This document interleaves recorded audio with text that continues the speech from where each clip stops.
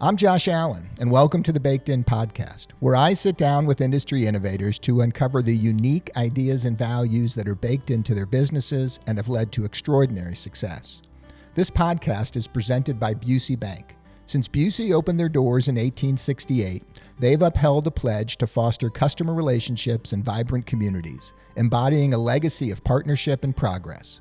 With multiple lines of business, Busey provides a range of financial solutions tailored to your needs.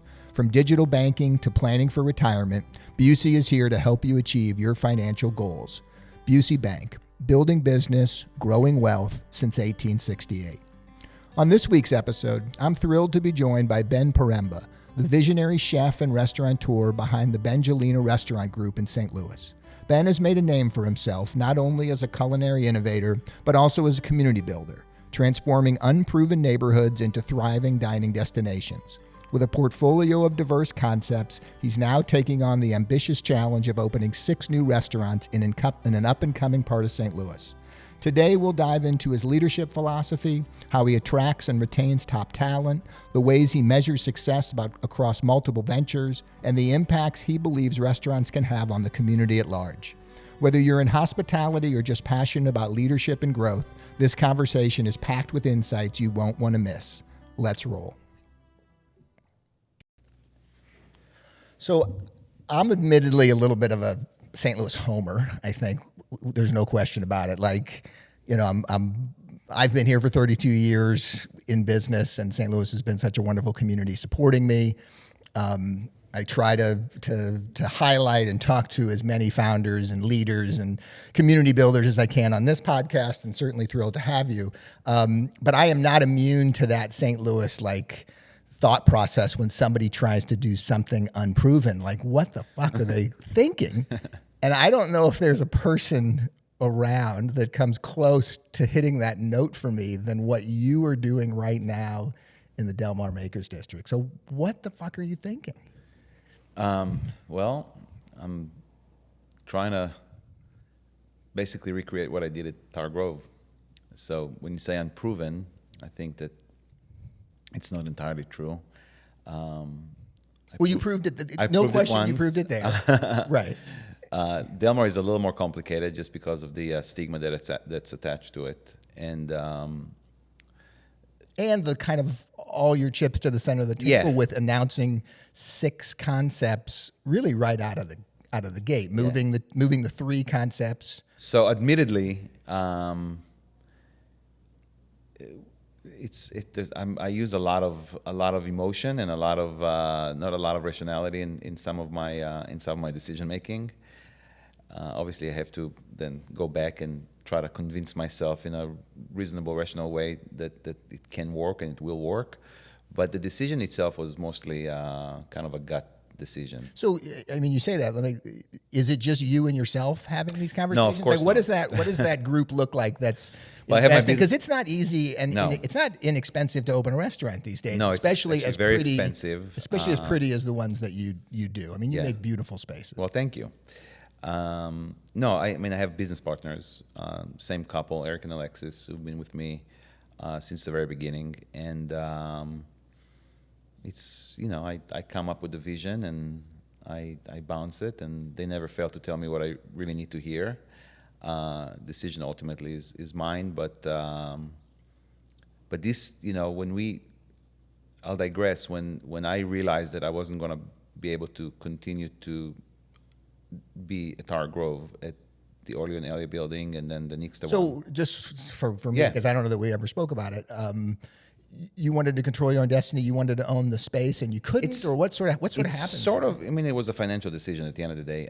Yes, I wanted to control. I wanted to buy the buildings. The price was out of reach for me. I priced myself out, I guess. But I really, more than anything, I wanted, even if I didn't own those buildings, and I don't own any of the buildings on Delmar, I should say this right on the get-go. But sorry, I thought you were trying to wave me.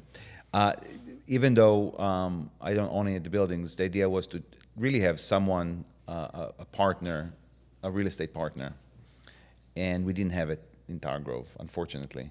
Even though we've been there for almost 15 years, we never had a relationship with the landlords there that.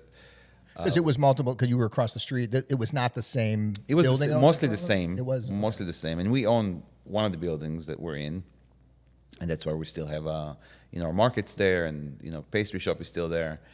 So yeah, it was time to look for a new home, and Olio Elia and Nixta were my best performing businesses, and so I couldn't just say, hey, I'll replace one, or I'll start a new, or I'll quit, or I had to do this. I had to replace big revenue with big revenue, and Sure. The only way to do it was to do it all over again. The thing, and you had moved there. You had some experience there. Maxine started Delmar Divine. We had her on the show, Right. First episode. You had the deli that opened in May of 23. Right. So you had some experience in the. Well, neighborhood. that's how I discovered the neighborhood. I was Right. just driving on Delmar for the better part of 2 years while the Delmar Divine was being constructed, and that's when I realized that there was a calling there. I started looking at the empty buildings, those empty lots.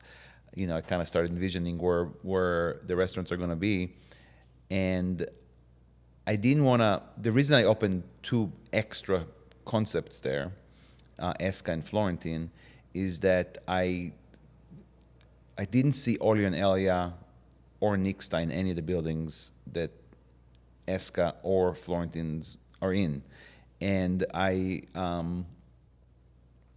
needed revenue, to be frank. And those buildings I was able to turn them. Because you quickly. started construction on those 2 while you were still operating Exactly. in Tower Grove, Exactly. so that when you turned off Yes, Tower Grove to exactly. move, you had those 2 kind of going, Yeah, right? not as fast. So we did have a period of a few months there. I mean, we only opened Esca in April, so we had 4 months there where we kept everyone, definitely all my managers. Nobody got a haircut. We kept our key hourly employees and had no revenue.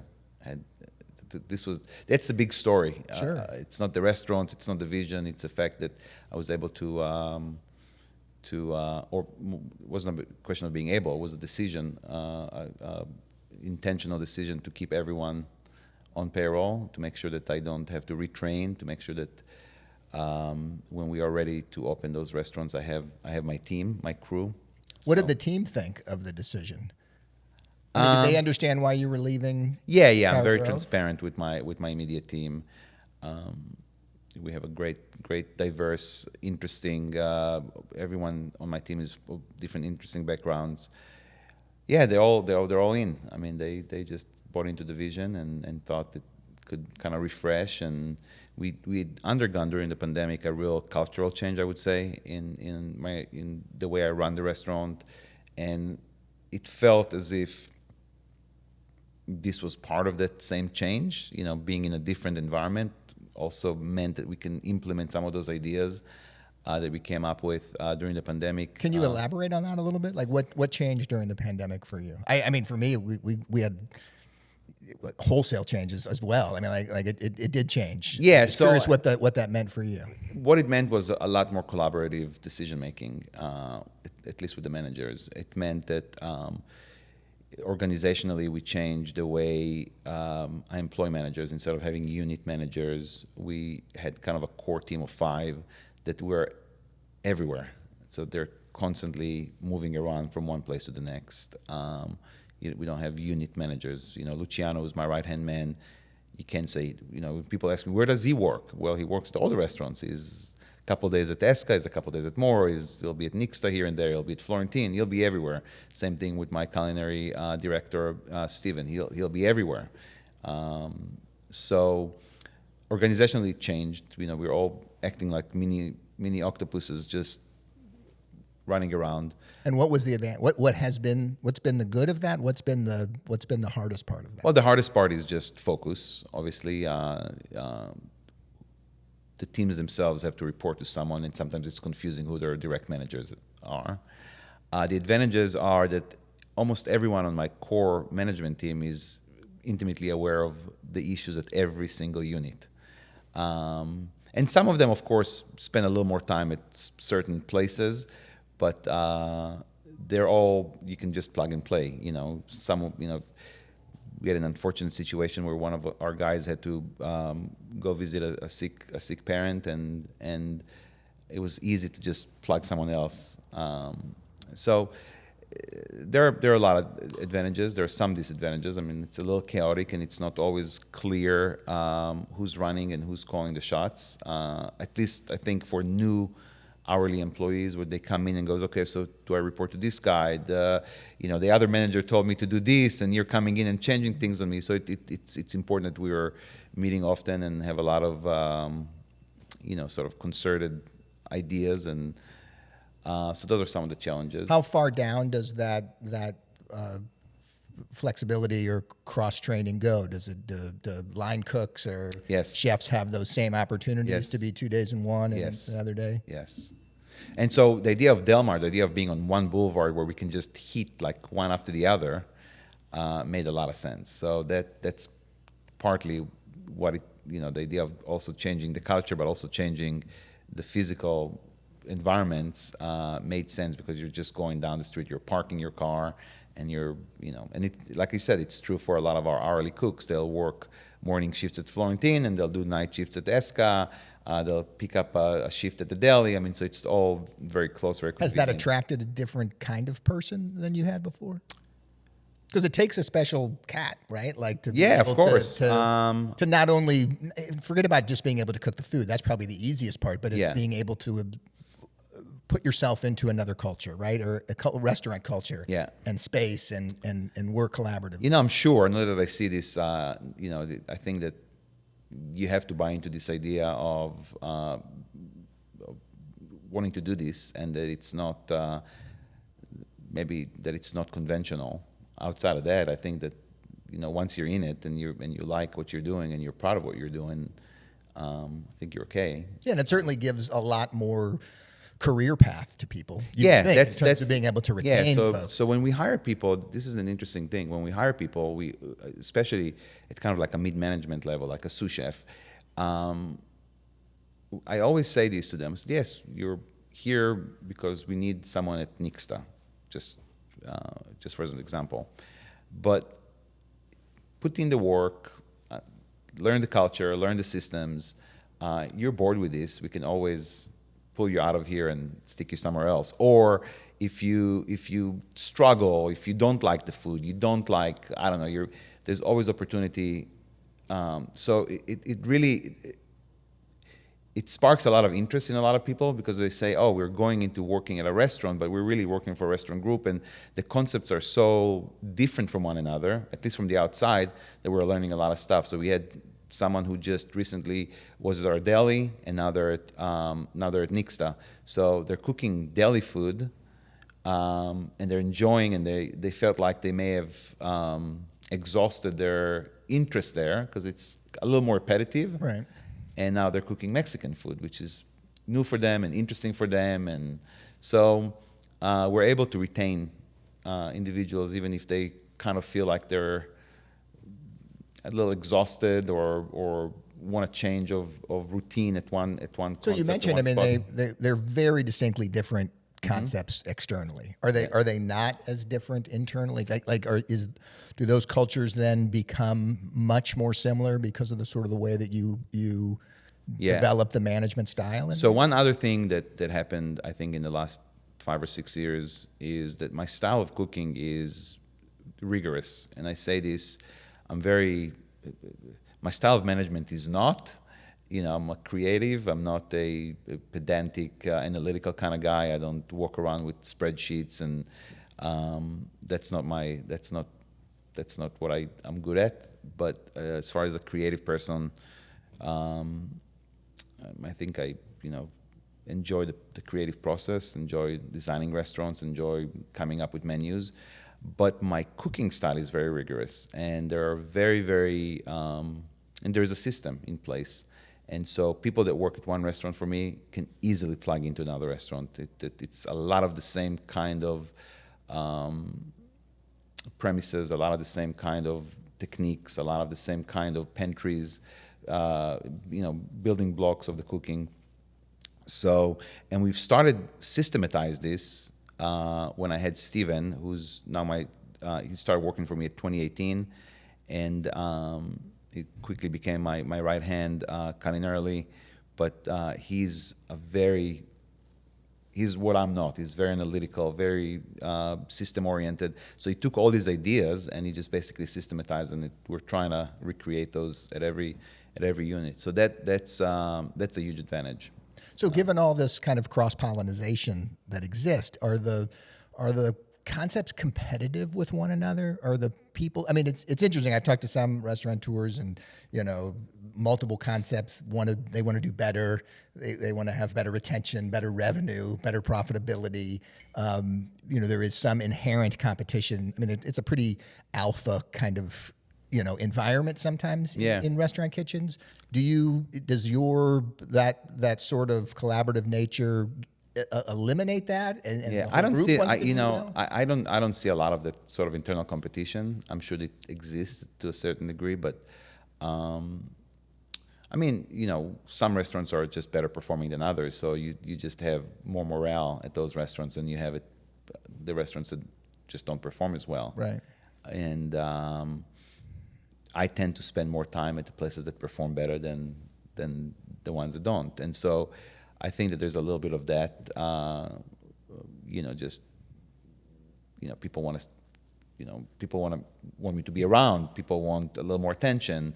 But I don't think that there is kind of this like internal competition as to who's, better, or I don't see that. Right. So you mentioned you're not a spreadsheet analytical guy. So No. What are you, when you look across your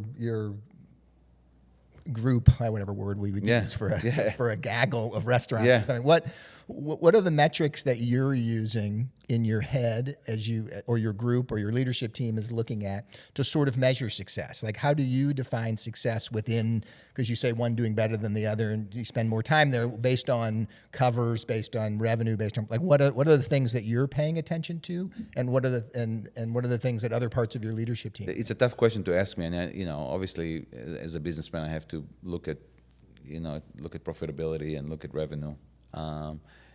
Most importantly at cash flow. That's, every restaurateur will tell you that's the crux, right? But we went through this exercise over the last couple of years, especially when we had a little time, I say time off, we didn't have any time off, but time off from service while we were closed. And this, again, the core group of my core group of five, and we never had a kind of a core values. And we decided that we're going to write our core values for Bengelina. And Bengelina is the restaurant group. It's a restaurant group. And the idea wasn't to be lofty and aspirational, maybe a little bit, but really to kind of look back or to look at our everyday and say, what are things we're already doing? Like, what are the things that, that I say repeatedly or during, pre-shifts, or what are the things that we already feel like we're doing really, really well, and build on those, make those the core values, not come up with some aspirational thing of like, hey, we want to be this and that. What are we already doing well, and what are the things that it seems to be important to us? And we met every Friday for the better part of 3 or 4 months, and we put those together. And like one of the last meetings we had, one of my guys said, you realize that none of our points that we came up with talk about profitability. None of them talk about like just monetary success or this has to be, we have to enter this in some place. But it just, to me, it was just an indication. It just showed that this is not the motivator. It's never been the motivator. Right. So it's hard for me to gauge what success means. I mean, I will say this: one of my least performing restaurant from a financial perspective is the deli. It's a tough one to get busy. It's very low check average. It's stuck in a very hard place to find with not a lot of parking. You really have to think about going there in order to go there. So yeah, sure, on the weekends we're okay busy, but we never been able to get this constant flow of people. But is it successful? On paper, no. It's losing money, but it's one of the proudest things I've ever done. Right? I love being there. Not too long ago, I ran to a guy that told me that he comes here sometimes just for the smells because it brings him memories. My age, mid-40s. He said it brings him memories of his grandparents' house. He shared the story that his grandmother was a Holocaust survivor, just like my grandparents, and he was just completely transported by just being there. And to me, that's success, right? If I'm able to, evoke those kinds of sentiments, those kinds of emotions, it's successful. Yeah. I mean, yeah. And if you can afford, to do it, lose money, right? So, I mean, I've been in the cafe business for almost 30 years, and we had 4 of them at one point, and we're down to 1 in Ladue, and that community has been incredibly supportive of us. The other ones never made any money. I mean, I stayed in the business because I loved connecting with customers and being that kind of place that people could come to. But maybe it was finally the pandemic that you sort of realize, it's hard to keep doing that shit. It's hard to keep doing that stuff. But exactly right. It's certainly a piece. So those are the internal conversations I have with managers, obviously with my wife, with my parents, with my. So how do your because we went through the exercise, interestingly enough, a couple of years ago with developing core values. I mean, I was of the belief that, well, if I just do what I do every day, people will understand what they are. And when we realized, especially when same thing, kind of the pandemic changed a lot for us, it was that, look, we're bringing a lot of new people into the organization really quickly. Turnover's shitty, and it's hard to communicate values to people in the first 90 days, 120 days, and sometimes that's all we had with people. And so writing them down and communicating them. How do they live for you now that you've done it? It's not just something on a wall or on a piece of paper. So what do you do to bring those values to life? Are they part of every pre-shift conversation? Yeah. What do you do with them? Yeah, so there's a lot of, we bring them up at pre-shifts.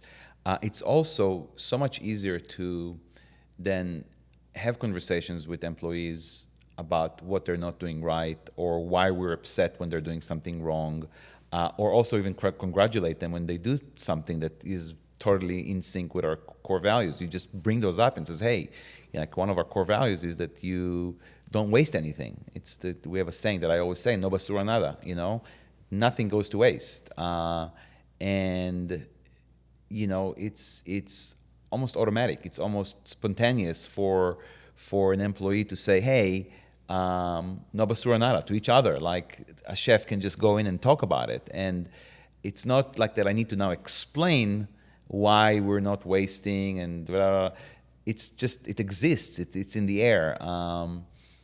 So yeah, and I agree, and I think, and for many years we've always been open book, and like we've shared numbers and stuff. But look, in the end, people don't really care how much money they're putting in my pocket, or not putting in my pocket. I mean, they want a job, they want to contribute, they want to make something beautiful, they want to be a craftsman when it comes to bread. But to your point, to be able to stop people, and for us, this is how we nourished our community. This is how you showed up today, or follow the recipe, or rise together. Our core values, we can talk about it in a way that's, again, totally different than the conversations you would have with, boy, you did a great job on our ingredient costs last week. I mean, that's great. But it's also, for me, I'm like I said, I'm not a disciplined kind of guy, and it just gives me a lot of context when I have conversation that I need to often need to have, and so I can just pull those core values and have context and have kind of a little more discipline as to how I evaluate people, evaluate their work, evaluate their interest in what we do. Also great with job interviews. I mean, it's not like it's not the Constitution, right? We're not bringing it up and saying, oh, this. But it just lives, and often enough when you repeat that stuff and you realize that it's rules to live by. We had a tough conversation with recently with a really, really valued person who we had to let go, and it was tough. Letting go of someone, especially when you value some aspects of their work, Right. is really tough. But we had internally conversations about, hey, this person violates this value, and he violates that value, and he violates this value. And so at some point, why did we go through the exercise of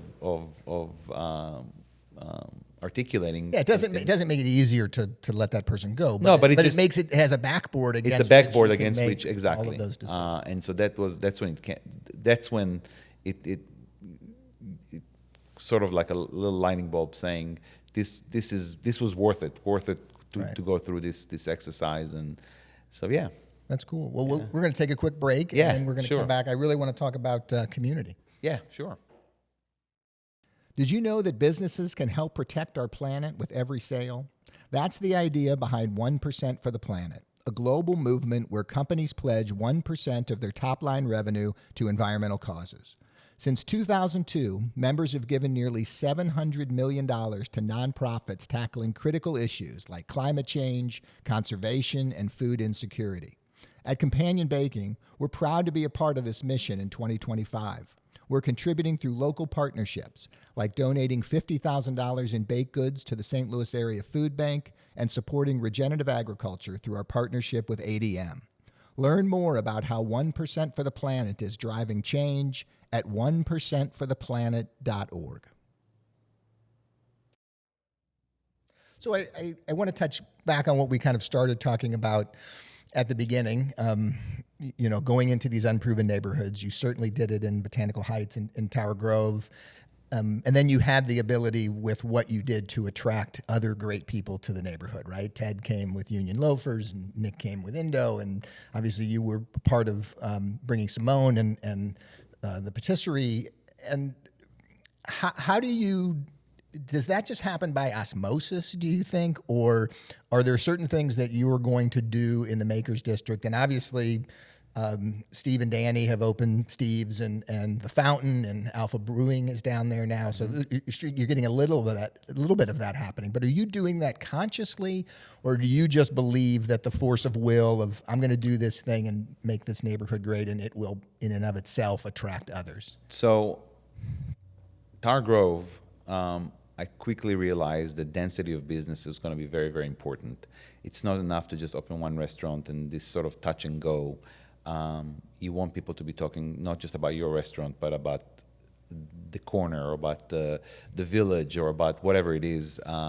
And I remember years ago I attended some kind of a panel discussion, and Joe Edwards was on it, and he said something about, nobody comes to Blueberry Hills.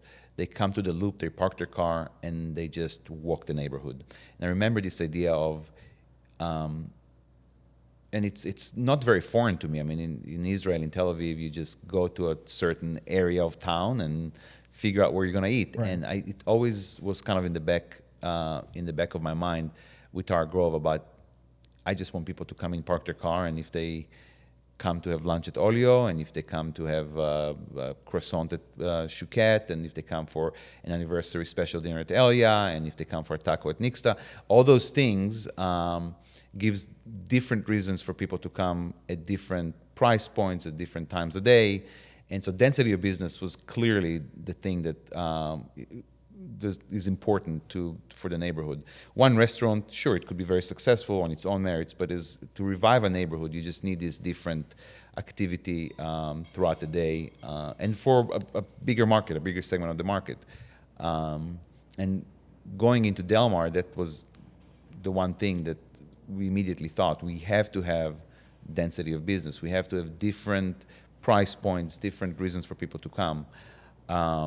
So with Delmar, I do it very actively. I was instrumental in talking Union Studios, who were also on Tower Grove, Right. to move and open a space on Delmar. I'm constantly trying to talk to other craftspeople, not just restaurateur, about maybe coming to that neighborhood. So yeah, I think it's important. Yeah, you're 4 concepts in, right? Nixta just opened. Nixta just Elia opened. and Olio are still to come. Right? Yep. This year still? this year. Okay. Let's hope. So, I mean, there's enough happening. Like I said, Danny and Steve opened Right. a little more west, I guess, of where. Yeah, you just are. right where Nick stays. Same complex. Oh, that's right. Vista.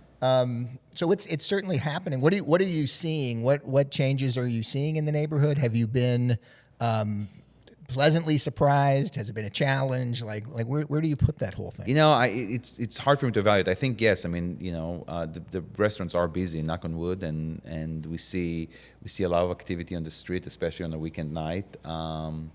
We're not seeing the kind of activity that we saw in Tower Grove, where on a Saturday, from the wee hours of the morning, basically when our coffee shop A.O. & Co. opens up, all the way until the end of the night when Olio closed, this kind of traffic that we used to see. People going to the coffee shop, they're going to Union Loafers for lunch, they're grabbing pastries, they stick around and do a little more shopping.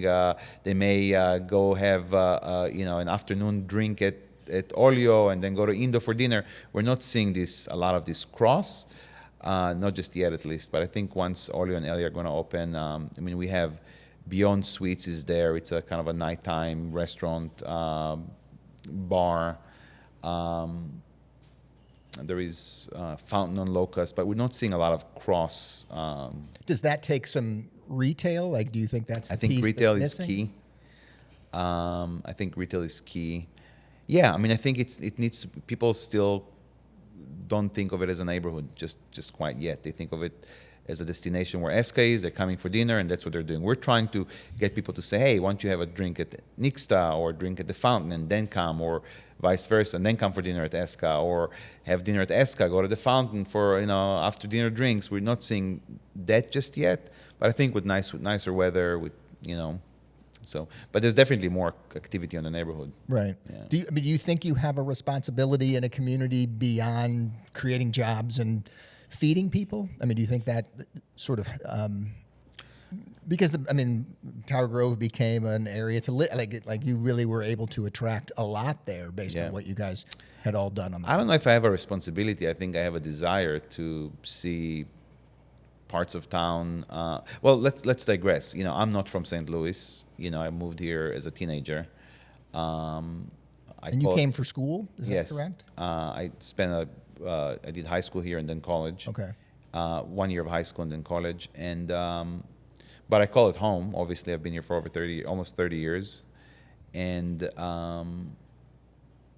so I root for it. I want it to be successful, and I think the biggest challenge is just stigma and just this sort of symptom of inferiority that people are kind of giving in on certain parts of town because they're dangerous or because nobody goes there or because of whatever reason.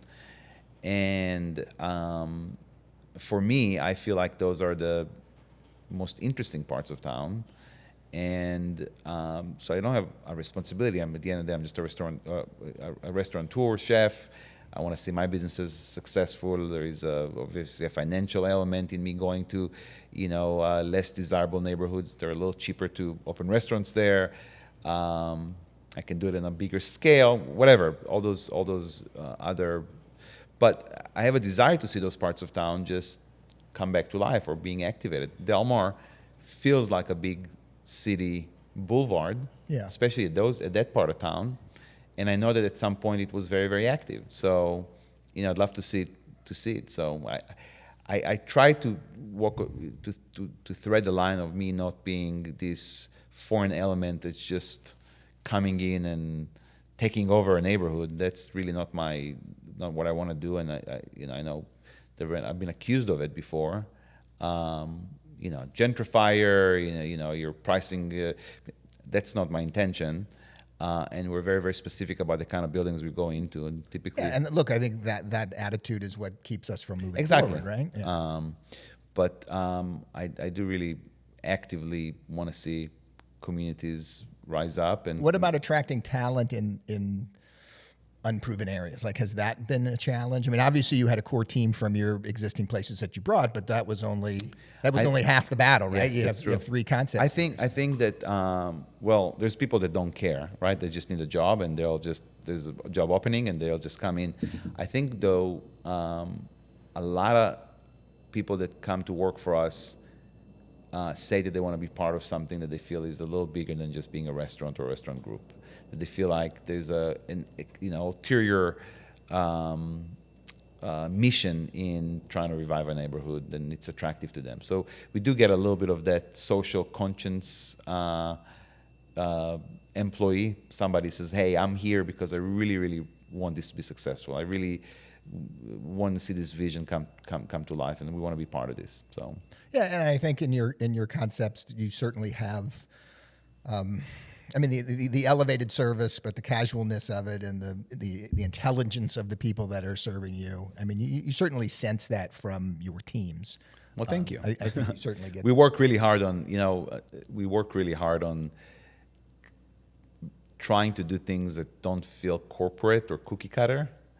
Some of those things are very proven, but I just want people to have a feeling like that we're going to somewhere and they have a kind of a slightly different experience, to just sometimes even making them feel slightly uncomfortable. I know that's but uncomfortable in the sense of like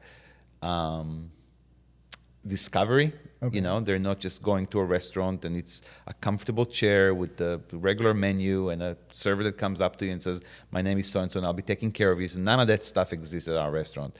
Tables are a little more tied together. You don't see just to feel people that maybe they're not in their hometown anymore, or maybe they just walked somewhere else or transported to somewhere. Which a lot of it is your style, right? Yeah, like the found style and the vintage nature of the eclectic and right. That's the balance, right? Because you want to have an elevated level of service that's consistent across a group, but you want every location to be unique and different. Yeah. Like that's hard. I mean, and I'm guessing that one of your leadership people is director of service or hospitality or something like that. Like how does that individual drive that kind of uniqueness in individual locations, but still ensure that that you're at a Bengelina restaurant when you're So I'm fortunate enough to have two foreigners, an Italian and a Frenchman, at those positions. And so they inherently bring a flair to the dining room that's different. Both of them are previously Michelin-starred restaurants all over Europe. And they just, I think, by example, and when you have younger servers come in and see that Luciano is able to, or Jonathan are able to carry 15 glasses in one hand, even just that, and they do it so casually and what appears to be so effortlessly, people say, oh, I can learn from that guy. Even just and just their sheer knowledge of service and of wine, and so people are learning. This is one thing that I'm sorry that I don't know. Were they in St. Louis already, or how did they end up with you?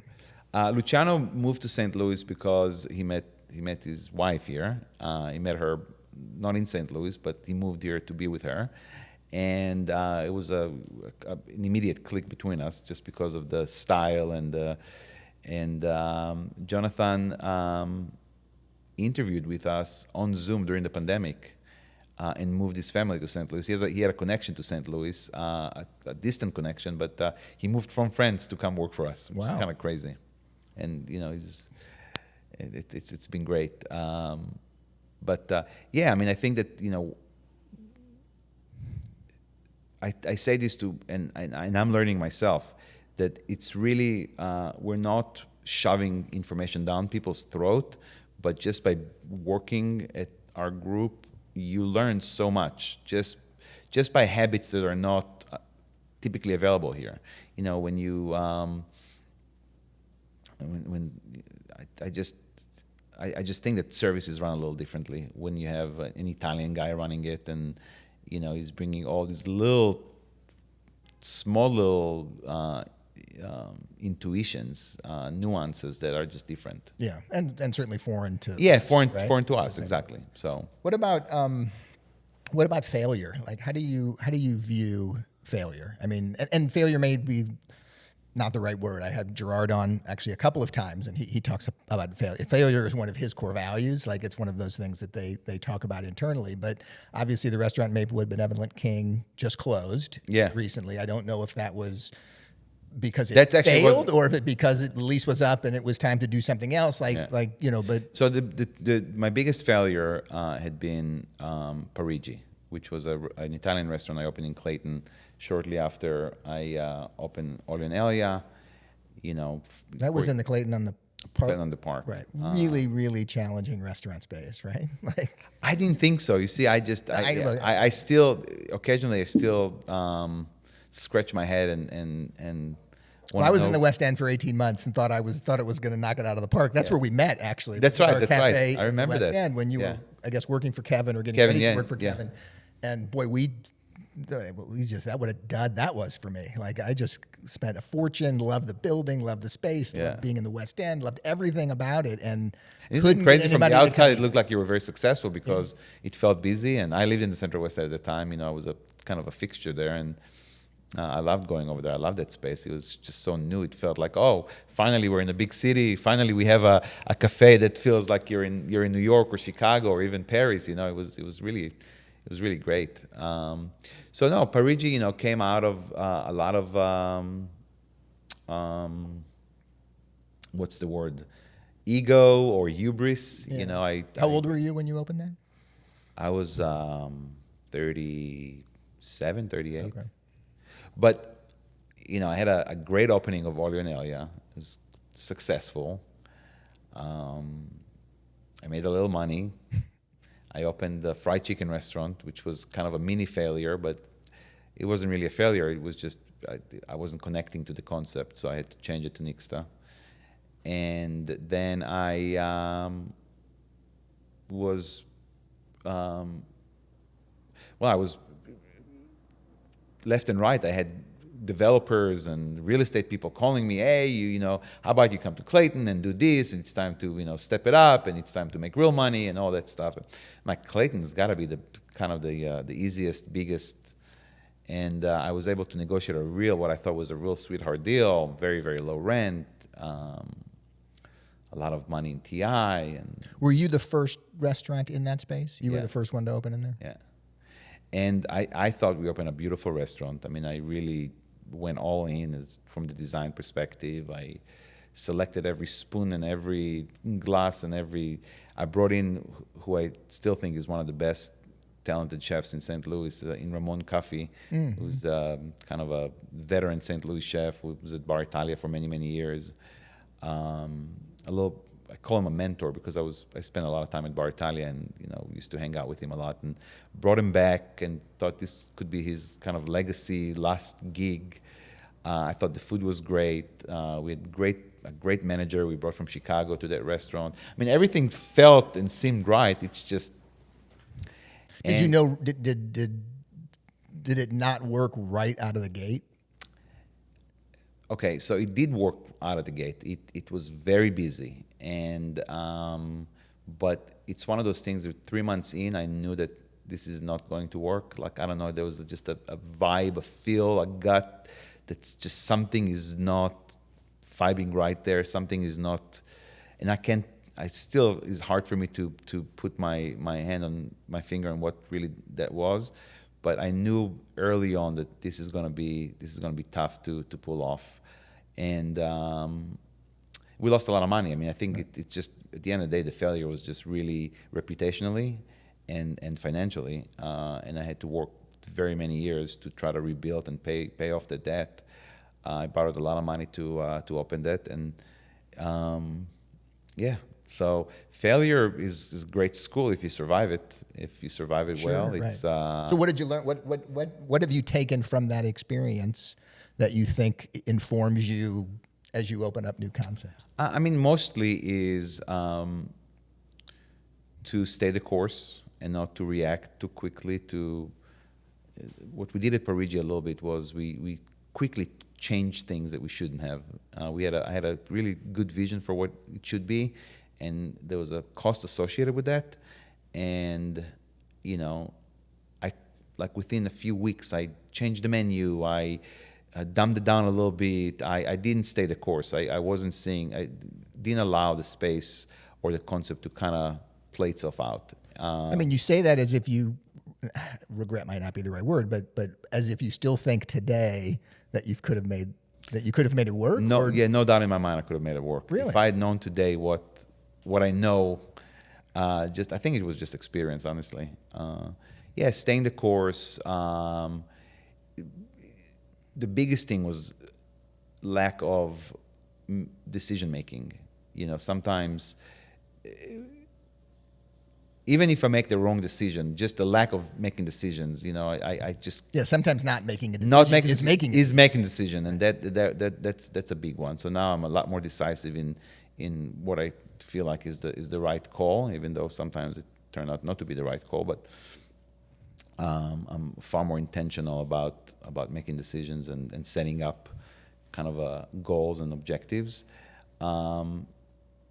What about Benevolent King? Was that a different Benevolent kind of King? situation? Yeah, Benevolent King was a completely different kind of situation. We opened it up. It was extremely successful, and it was great because Benevolent King was a crazy idea that I had. It was therapeutic. I knew that I was going to close down Parigi. I knew the kind of financial burden that Parigi has become and is going to become. And I walked up to my wife and I says, "Hey, I need to open another restaurant." And she says, "You're out of your fucking mind." I mean, this almost killed you. Like, I was from a health perspective, from a stress level perspective, financially. She said, "What are you talking about? Opening another restaurant?" I said, I have to have it. I have to prove it to myself. And so I found this tiny little beautiful space that had the smallest kitchen. The kitchen was the size of this rug. And I thought, I can do this. I can just cook food that is very nostalgic for me and dedicate a restaurant to my mom. She's from Morocco, and cook the food that I grew up on. And there is no concept. I'm in the kitchen, I'm cooking, and I'll bring in a great bartender. And I brought Tony Saputo, and we opened this really great, very avant-garde cocktail program. So we'll open, and it's casual, and I don't care about service and about all these nuances, and we'll do it cheaply, and and it was very charming, and it was very authentic, and it was very busy. And I was able to generate enough profit from that place, from that little tiny space, that allowed me to close Parigi in a way that was very, very responsible, as opposed to just, file Chapter 11. And Right. That transition was super important, and it proved to be huge for me, for my professional growth and career. Just this transition was so responsible. I was able to just kind of put my head down and work and do this. Pandemic killed it. We had to shut down, and we brought everybody to Tar Grove, all my employees, the key employees there. And then I decided that, okay, when it was time, we used some idle money to revamp the place. We cleaned it up, and when it was time to reopen, I brought in Elliot to run it, and he's a guy that never cooked that food. It was the most personal food. It was my Moroccan, Israeli, kind of Middle Eastern food, and he cooked Japanese food. And so we're trying to make this weird hybrid of Japanese. It didn't quite work, and then he just wanted it to be a Japanese restaurant, and we made that decision, and it just didn't work. And so it was time for me, like, it's too distant for me. Right. It didn't feel like my space. It was time to close it down. I closed it down. I was able to sell it to a young, well, not so young, but a talented chef, Alex Shingle, who now... Robin, yeah, so that's the space. Okay. So all in all, it was a great experience. I loved that restaurant. It was very, very personal. And Yeah, the Clayton Cafe was very similar for that for us. I mean, we were in Clayton for, almost, I guess we were there 15 years, and the landlord just kept jacking up the rent. Yeah. And I kept saying, look, I can't, like, there's a point where this concept, there's no alcohol, we close at 3, like, there's a point where I just can't afford to be here anymore, as much as I love the neighborhood and love the space and love being here. And I don't know, maybe he didn't believe me, I'm not sure, but at one point he just raised the rent to the point where I just said, look, I just can't do it. The chapter, like, it's a chapter in a book, and that's the end of it, and I feel good about what I did, and I loved it, and we have to move on. Our landlord at the Benevolent King is maybe one of the best individuals I've ever worked with. Now that I'm a landlord, I try to emulate the stuff that experience with him as opposed to the bad experiences I've had with landlords. I mean, he's been an unbelievable partner, and throughout the pandemic really helped us. And even now, when I decided to close it down and look for a new person, it was really accommodating. So you have those good people out there too. Yeah. But Benevolent King wasn't. I don't consider that a failure, not even a financial failure. I mean, we ended up selling it, but Parigi was a real, mostly financially for sure, and it held my growth because I put so much money in it, and I wasn't able to. I mean, the problem was with it is that I wasn't able to. We were making money at all these other restaurants, but all that money that we were making went into covering the hole Parigi left, and so it's very. Those lessons have long term, if you can survive it, have tremendous value. In no how doubt. You look at every new concept. No doubt. But in hindsight, the thing that was really the lasting effect of it was that I wasn't able to use some of these profits and give them away as big bonuses and put them back into the spaces, and so that it kind of arrested a little bit of the development of the business in a way. But and that's how that's where I feel like sometimes making the decision to close something and walk away is the most courageous decision, because you start throwing your resources and it negatively impacts the rest of your organization and the people that you want to support and help grow. And that's certainly how we felt. The West End, we lost our ass. Same kind of thing, and just couldn't ever get there. And we kept throwing our best people, and then we would throw more resources. And it's like we were worried about our reputation and ego and everything else. And at the point where we just said, look, whatever the loss is going to be, it's going to be. We're going to stop, and then we can put our people back where they belong and move things forward. You mentioned Gerard earlier. So he and I try to meet, once a month or so for coffee and kind of talk about life and about business. And we both, last time we met, we talked about how you used to open restaurants with the idea that they're going to last forever. It was this idea that a restaurant is this one of these concepts, and there's this envy at the old school guys like the Charlie Gitos of the world, the Tonys that, run a restaurant for 45 years and 50 years, and it becomes this iconic kind of, and I think that definitely this generation, restaurants they have expiration dates. Like, I don't feel like I'm going to open these restaurants and every restaurant that I'm going to open is going to be around for those long, you sure hope that they're going to make it. But I think it's okay to think as restaurants as something you open for a period of time, and if it works, it works, and if it doesn't, it doesn't. And you don't have to be so heavy about this idea of closing a restaurant and what does it entail. And I don't let the ego in my way. I mean, if something doesn't work and I don't connect with it anymore, and if I don't like it, I'm just going to close it down. People forget very quickly. Danny Meyer reminded me that he opened and that he closed almost as many restaurants that he opened. And we don't think about it as Danny Meyer. We think of him as the most successful restaurateur in the world, whose everything he touches turns into gold. But we kind of forget that he's opened many, many concepts that didn't work and ended up closing them. You just remember the good ones that stayed open. Yeah. No, I think you have to make that decision as quickly as you can. Yeah. Right?